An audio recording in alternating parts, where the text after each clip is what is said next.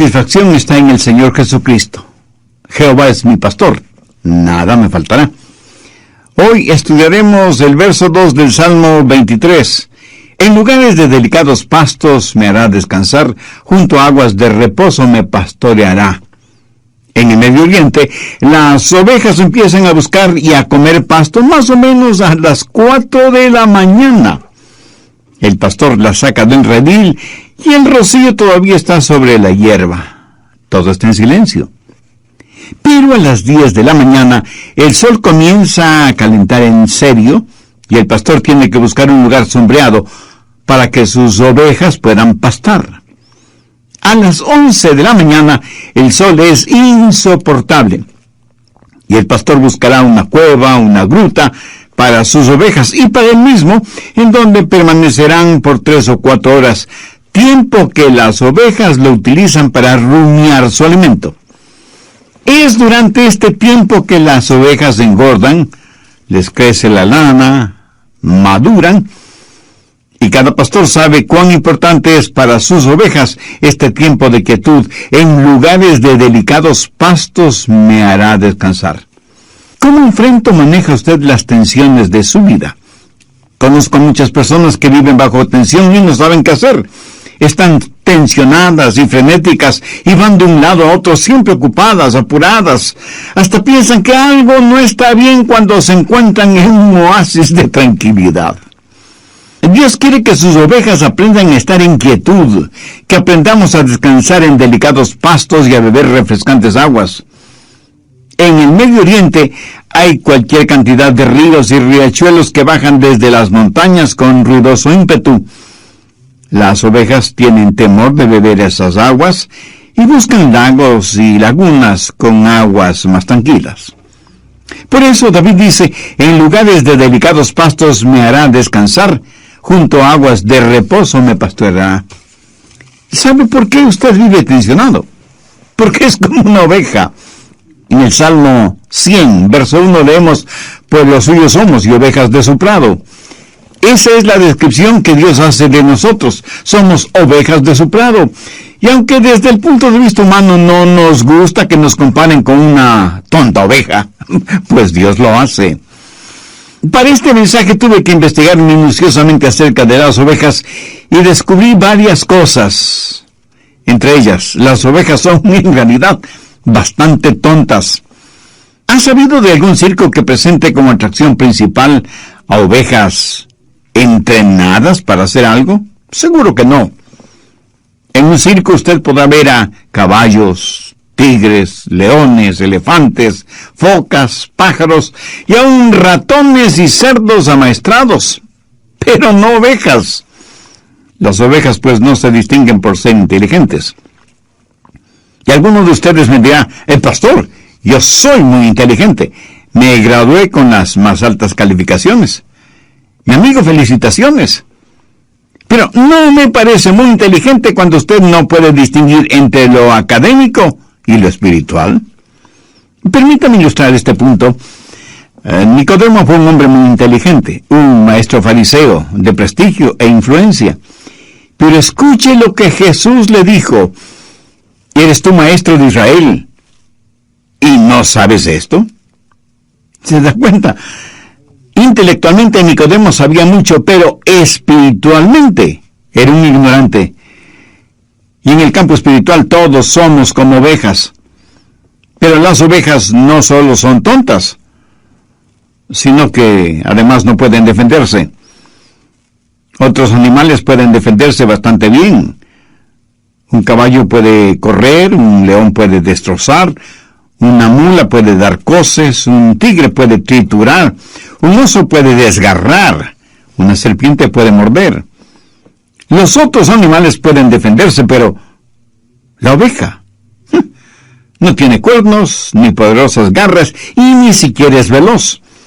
Sus músculos son tan débiles, su visión es muy pobre, así como su capacidad auditiva. Es un animal totalmente indefenso. De hecho, mire lo que dice el Salmo 44, verso 22. Somos contados como ovejas para el matadero. Por eso es que las ovejas necesitan un pastor para que las defienda. Y por esta misma razón, Pablo, cuando escribió a los hermanos en Corinto, les dijo que nuestra suficiencia estaba en Dios. O sea, nosotros por nosotros mismos no tenemos ninguna fortaleza espiritual. Sabía que las ovejas no tienen ningún sentido de la dirección. Por eso es que se pueden perder fácilmente. ¿Qué dice la Biblia al respecto? Por favor, busque Isaías 53:6. Todos nosotros nos descarriamos como ovejas, cada cual se apartó por su camino, mas Jehová cargó en él el pecado de todos nosotros. Una oveja en el prado comerá un poquito aquí, otro poquito allá, y así paulatinamente se va alejando del rebaño, se va alejando de su pastor, y de pronto está perdida y no sabe cómo regresar al redil. Las vacas regresan sin ningún problema al establo. Lo mismo pueden hacer los caballos. ¿Alguna vez ha tratado de deshacerse de un gato o de un perro? Es una misión casi imposible porque ellos regresarán a su casa. Pero no es así con las ovejas. Ellas tienen que ser buscadas hasta que se las encuentren, porque por sí mismas jamás encuentran el camino de regreso a su casa. ¿Qué es lo que Dios dice acerca de su pueblo en Oseas 11:17? Entre tanto, mi pueblo está adherido a la rebelión contra mí. Ahora, ¿qué significa esto? Pues que tenemos la tendencia de alejarnos de Dios. ¿No le sucede a usted eso? En nuestra naturaleza humana está el alejarnos de Dios, no el acercarnos a Dios. Y cuando pensamos en estas cosas, la ignorancia, la debilidad y la falta de defensa de las ovejas, cuando pensamos en la propensión a perdernos y la necesidad que tiene la oveja de que alguien le cuide y le defienda, entendemos mejor el trabajo del pastor. Permítame preguntarle, ¿alguna vez usted se ha encontrado espiritualmente tendido en el suelo, sin poder levantarse, hasta que otra persona le ayudó a levantarse? Para todo propósito práctico, esa otra persona fue ese momento, un pastor. Y porque somos como ovejas, vivimos tensionados, sin saber qué hacer, o dónde ir, o con quién contar. ¿Cómo enfrenta o maneja usted las tensiones? El Salmo 23:2 tiene algo que decir al respecto. En lugares de delicados pastos me hará descansar, junto a aguas de reposo me pastoreará. Hay por lo menos 3 cosas muy importantes en este versículo. Primero, seguridad. La seguridad de que tenemos en el pastor. Por eso usted puede decir, estoy siempre seguro en Jesús.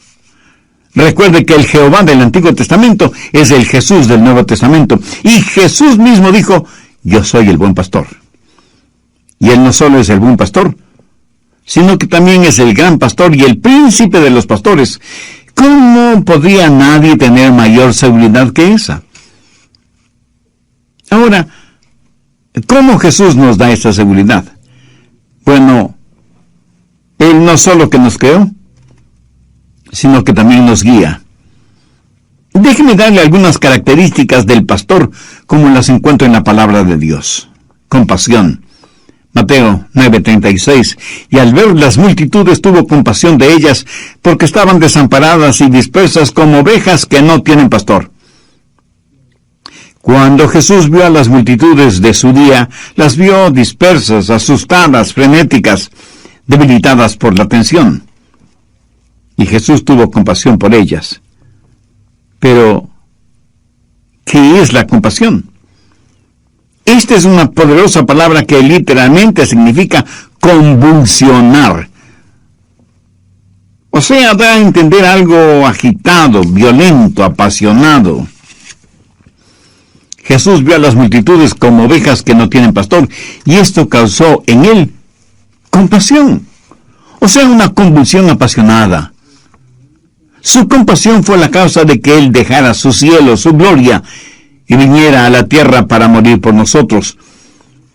Cuando usted piense en el pastor, Piense en compasión, en cuidados. Mire Isaías 40:11. Como pastor, apacentará su rebaño. En sus brazos llevará los corderos y en su seno los llevará. ¿Y no es eso maravilloso? ¿No se alegra de que el pastor sea tan tierno con nosotros? ¿No se contenta de que Dios nos da lo que necesitamos, no lo que merecemos? ¿No ha sentido alguna vez que Él le llevaba en sus brazos? Cuando el corderito es débil y bebecito, el pastor lo llevará en sus brazos protectores. En las iglesias y fuera de ellas hay una multitud de pequeños corderitos espiritualmente hablando. ¿Se identifica usted con esta ilustración? Pues usted necesita ser alimentado, cuidado, protegido, guiado. Solo así alcanzará la madurez espiritual y emocional que lo identificará como un hijo de Dios.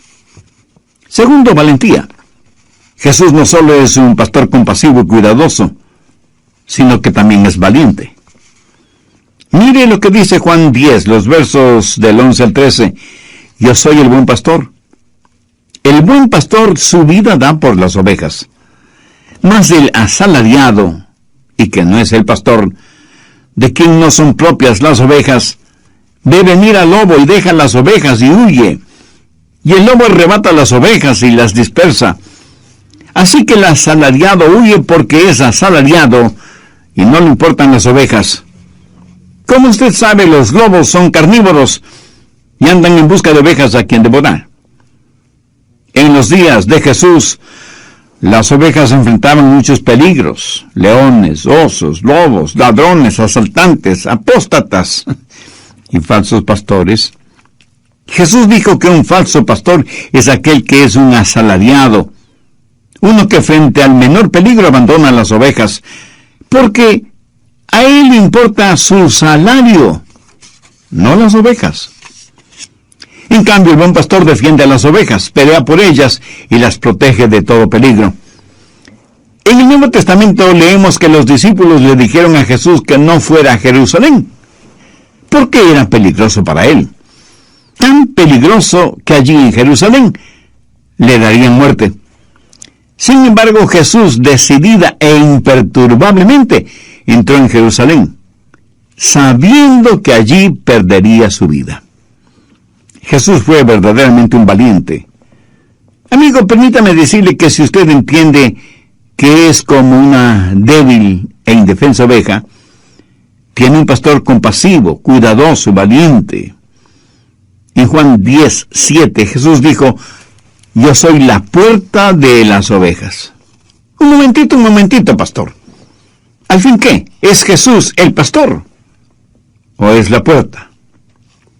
La respuesta es sí. El pastor es la puerta. En esos días los pastores construían con piedras un muro alto, lo que podría ser considerado como un redil, que servía de defensa para las ovejas. Las ovejas entraban al redil por un pequeño hueco en la pared de piedra, lo cual facilitaba que el pastor pudiera contarlas. Luego, el pastor se acostaba bloqueando ese hueco. Así, ni hombres ni animales podían salir o entrar sin que el pastor lo supiera. ¿Lo entiende? El pastor era la puerta. Lo que Jesús está diciendo es que si usted es una de sus ovejas, nadie podrá llegar a usted, a menos que quite a Jesús de su vida. Por eso Jesús dijo: mis ovejas oyen mi voz, y yo las conozco, y me siguen, y yo les doy vida eterna, y nunca perecerán. Segundo, seguridad. Lo que usted necesita para enfrentar o manejar la tensión es seguridad. Nosotros no somos más que débiles ovejas, pero Jesús es un pastor fuerte. El buen pastor nos ofrece seguridad. Pero Jesús no solo ofrece seguridad, sino también suficiencia. David, en el verso 2 del Salmo 23, declara: en lugares de delicados pastos me hará descansar, junto a aguas de reposo me pastoreará. Todo lo que necesitamos y mucho más lo encontramos en Jesucristo. Así que ¿Por qué vivimos tensionados? Pues porque pensamos que nuestras necesidades no van a ser satisfechas. Y angustiados decimos, no voy a tener lo que necesito. En el Evangelio de Mateo, capítulo 10, verso 25, Jesús dijo, por tanto os digo, no os afanéis por vuestra vida, qué habéis de comer o qué habéis de beber, ni por vuestro cuerpo, qué habéis de vestir. ¿No es la vida más que el alimento y el cuerpo más que el vestido? ¿Sabe cuál es la preocupación de la mayoría de las personas? Escuche, el alimento, los amigos, la fama, la fortuna, las modas y la salud física. Pero estas cosas no solo son preocupación de los inconversos, sino también de los creyentes. Ahora, por favor, entienda bien lo siguiente.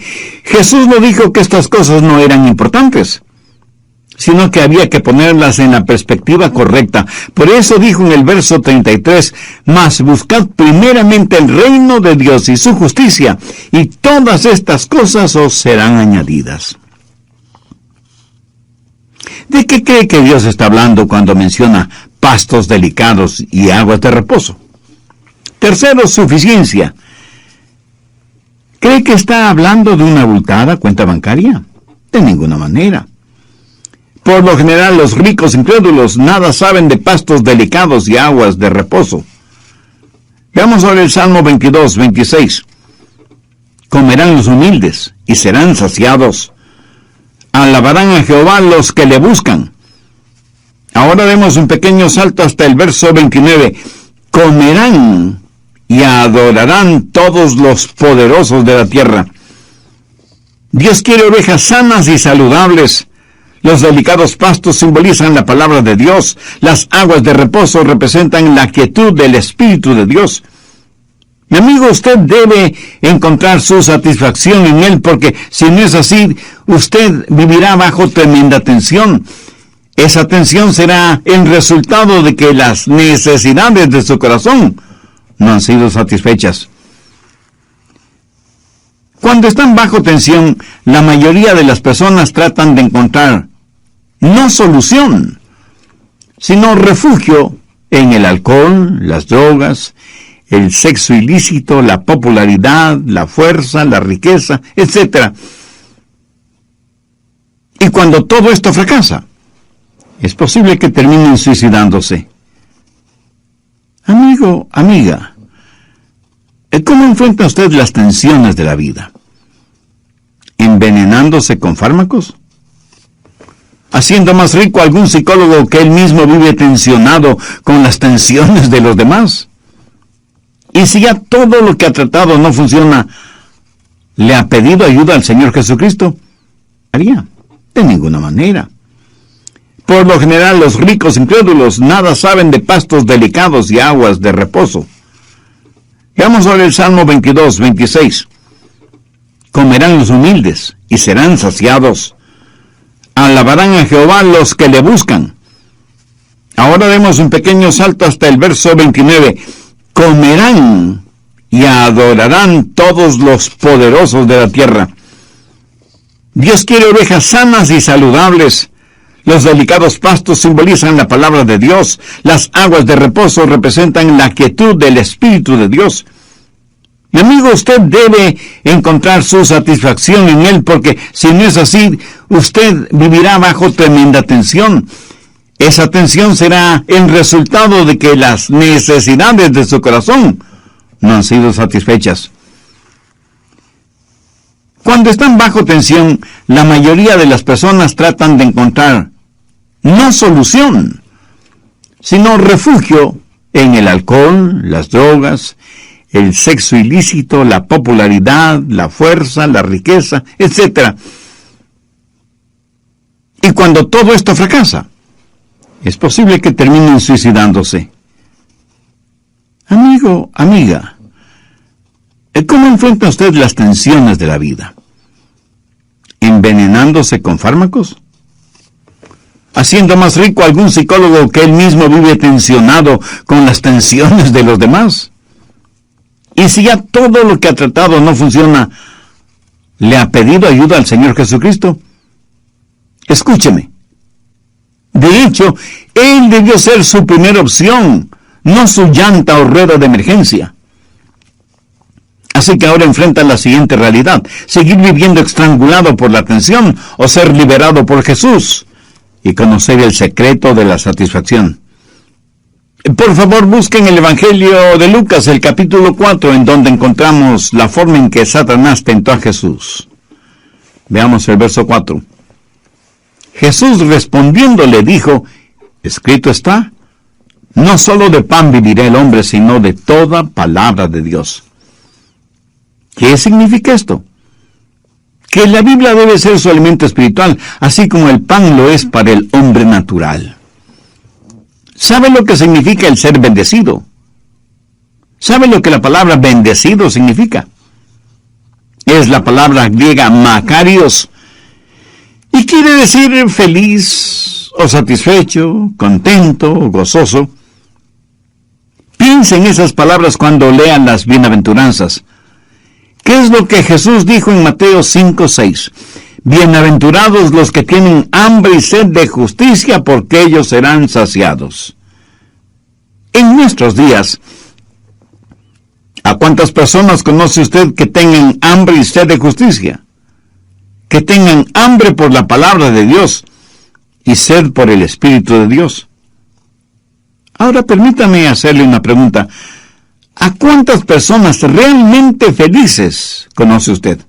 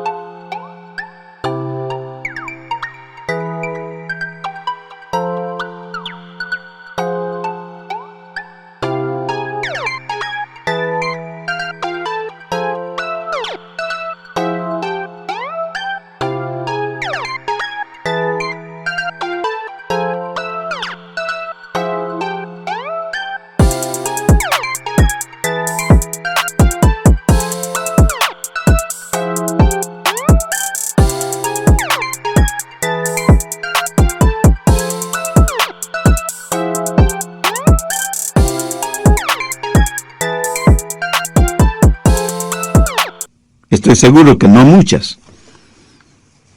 Jesús no dijo que serán bienaventurados los que buscan la felicidad, sino los que buscan la justicia. Las personas más infelices que conozco son aquellas que están tratando de encontrar la felicidad.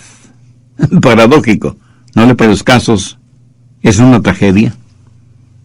Trabajar solo para ganar un salario, mas no porque ese trabajo le llene de satisfacción, produce trabajadores infelices y trabajos de muy mala calidad. Es una cosa extraña. La felicidad es algo que nunca le encuentra cuando la está buscando, sino algo con lo cual usted tropieza, por así decirlo, cuando está sirviendo a Jesús. ¿Sabía que la felicidad es un subproducto de la justicia? ¿Sabe de dónde proviene la felicidad? Pues de tener comunión con Dios. La infelicidad proviene del egoísmo centrado en el pecado que rompe la comunión con Dios. Y Él lo ha diseñado así. Dios le ama de tal manera que ha puesto en usted un muy delicado instrumento que no le permitirá ser feliz sin Jesús. Esa es la razón por la que Dios le dijo a Adán y Eva allá en el jardín del Edén: maldita será la tierra por tu causa. Note que no le dijo maldita será la tierra por tu justicia, sino por tu causa. Y le dijo algo más: espinos y cardos te producirá. ¿Por qué?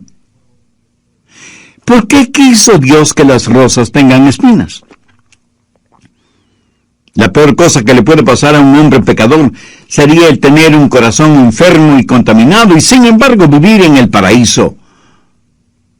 Nunca saber que algo está mal con él.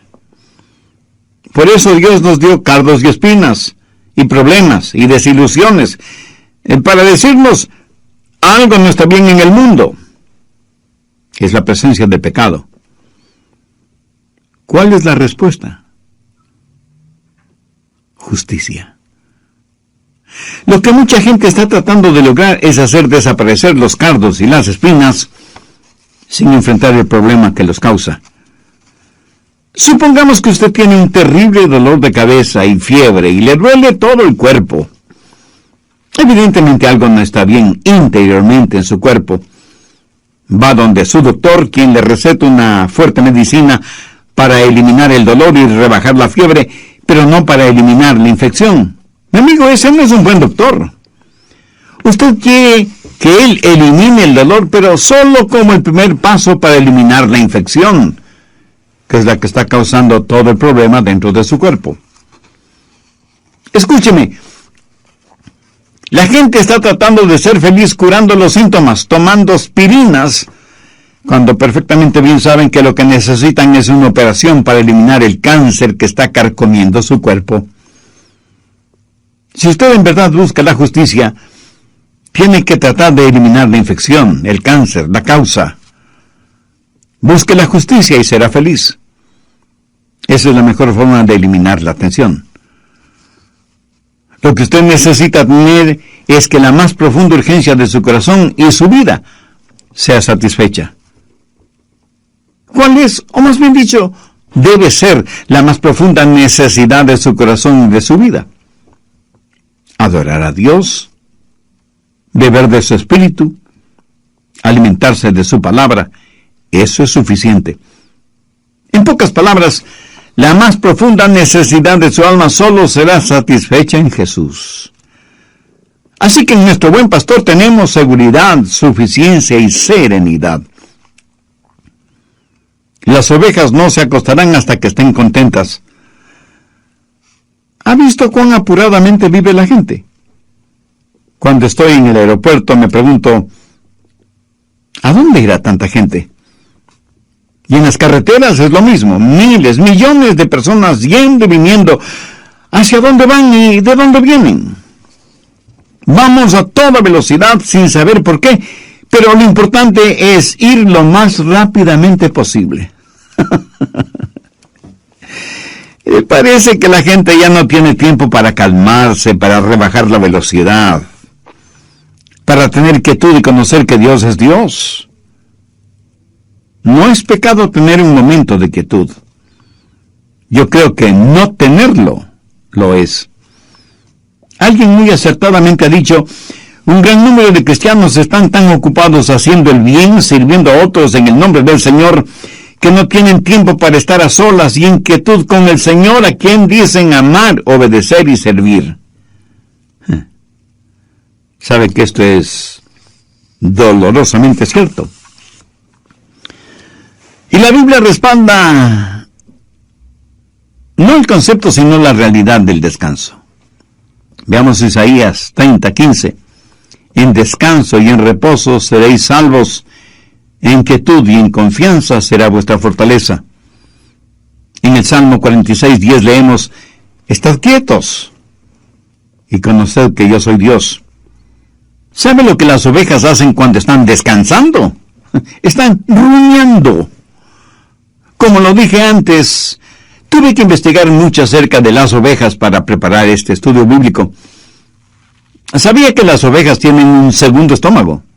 ¿No? Pues ahora ya lo sabe. En ese segundo estómago, las ovejas depositan la hierba o la alfalfa o lo que hayan estado comiendo, y cuando se acuestan para hacer la digestión, ella regurgita lo que haya comido para masticarlo bien, para saborearlo. Y aunque la palabra regurgitar no describe ninguna cosa elegante o atractiva, en cambio describe perfectamente bien una acción indispensable en la vida de las ovejas. Ese tiempo de rumiar lo regurgitado es el tiempo más productivo de la oveja. Y aunque a usted le parezca increíble, la oveja crece más durante ese tiempo de quietud y serenidad. Ahora, ¿qué significa todo esto? Si los delicados pastos son la palabra de Dios, ¿qué es lo que hacen las ovejas al rumiar? Para rumiar, para asimilar lo que Dios nos ha dado. Creo que la mayoría de los creyentes piensan que le hacen un favor a Dios yendo a sus respectivas iglesias los domingos. Y no les preocupa mayormente lo que el pastor predica, lo importante es que les vean en la iglesia. El domingo o cualquier otro día de la semana, al llegar de la iglesia, medita realmente en lo que ha escuchado. Tiene un tiempo de quietud a solas con Dios. ¿Alguna vez ha anotado los pensamientos espirituales prácticos que Dios le da? ¿Sabe que la mayoría de los temas que predico Dios me los da después de haber leído su palabra y haber meditado en ella? Y hago énfasis en eso, haber meditado en ella. Si usted espera que Dios le revele algo, entonces siempre debe tener a mano un cuaderno o una libreta para anotarlo. Pero el problema es que muchos dicen estar pero tan ocupados, que no tienen tiempo para nada, menos para Dios. Meditar en la palabra de Dios, eso es perder el tiempo. Usted no tiene tiempo para perderlo meditando. Y por tratar de sacar el mayor provecho de la vida, terminará perdiéndola. Algunas veces escucho el consejo que les dan a los jóvenes, especialmente durante la graduación en colegios y universidades, y les dicen, ganen todo el dinero que sea, mientras sea honestamente. Suena positivamente impresionante, ¿verdad? Mi amigo, siento desilusionarle, pero ese no es un buen consejo, porque si se dedica a ganar todo el dinero que pueda, usted no podrá hacer nada más. Estará ganando dinero cuando podría estar estudiando la palabra de Dios o sirviendo de voluntario en algún hospital, en algún orfanatorio o en algún asilo de ancianos. Por favor, no me malentienda. No estoy en contra de ganar dinero. No estoy en contra de tener un negocio honesto. No estoy en contra de, si hago una inversión, tener una ganancia justa delante de Dios y de los hombres.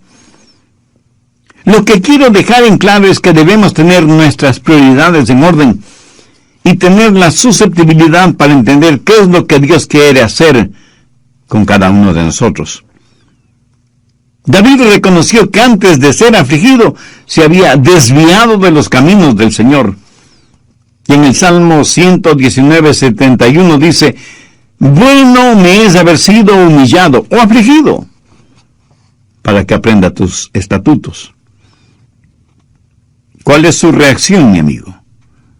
¿Qué opina usted al respecto?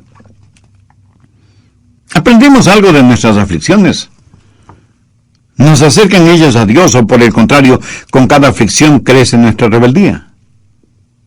Aún en nuestra vida común y corriente, a veces nos encontramos con rótulos o avisos que dicen, pare, deténgase, ceda el paso, derecho de vía, una sola vía, prohibido estacionar, doble vía, etcétera, etcétera. Estos avisos no son para privarle a usted de su libertad, sino para que usted sepa bien cómo usarla. ¿Quiere usted saber qué hacer o cómo enfrentar la tensión? Entonces, escúcheme, por favor, desacelere su vida. Descanse, tenga quietud. Recuerde que una oveja que está tensionada no produce nada. Ni lana, ni crías. No produce absolutamente nada. Ya sabe cuál es la cura para la tensión. Jesucristo. En él usted encontrará seguridad, suficiencia y serenidad. Como David, puede usted decir, Jehová es mi pastor.